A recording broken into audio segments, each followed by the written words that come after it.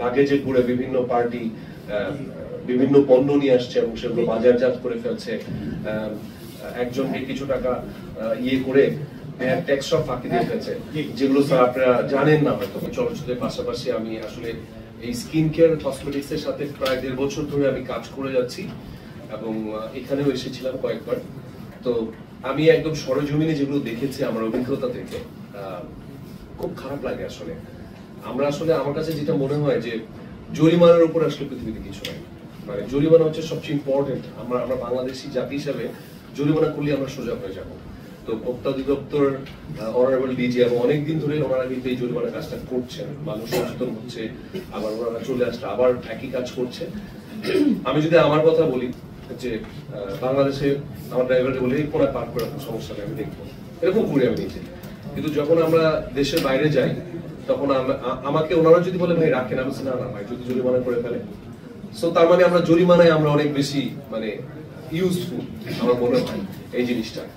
So proper ভাবে আমরা বারবার বলছি যে সরকারের দৃষ্টি আকর্ষণ করছে, আসলে ভোক্তা অধিদপ্তর ওনারা নিজেরাই সরকার, মানে ওনারাই আসলে যেহেতু সরকারের দায়িত্ব পালন করছে, সো আমাদের আরজি বলি আসলে ওনাদের মাধ্যমে জানাতে হবে।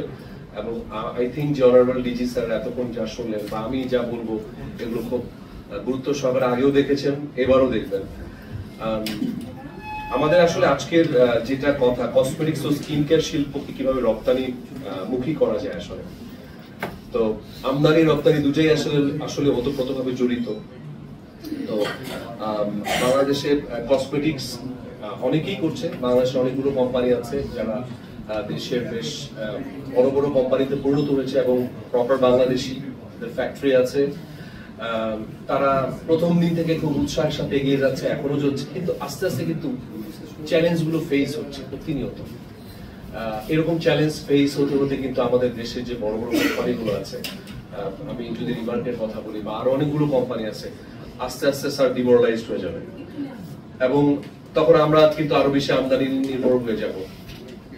আমরা একসময় পাট শিল্পে আমার মনে হয় যে বিশ্বে 1 নম্বর ছিলাম মেবি, এখন এটা ভ্যানিশ হয়ে গেছে। সো এটা আমাদের জন্য দুর্ভাগ্যজনক একটা ব্যাপার। আমরা খেলাধুলা এগিয়ে যাচ্ছি, বিশ্বের মানচিত্রে আমাদেরকে সবাই চিনছে, আবার দেখেন কোয়ালিটি হীনের কারণে আমরা আবার আস্তে আস্তে পিছিয়ে যাচ্ছি, আবার এগিয়ে যাচ্ছি। সো আমাদের আসলে এগুলো ধরে রাখতে হবে এবং এটা সবচেয়ে বড় যে সাপোর্টটা আসলে যদি কসমেটিক্স এর কথা স্পেসিফিকলি বলি তাহলে ভোক্তা অধিদপ্তর এবং বিএসটিআই দুটি খুব ওতপ্রোতভাবে জড়িত।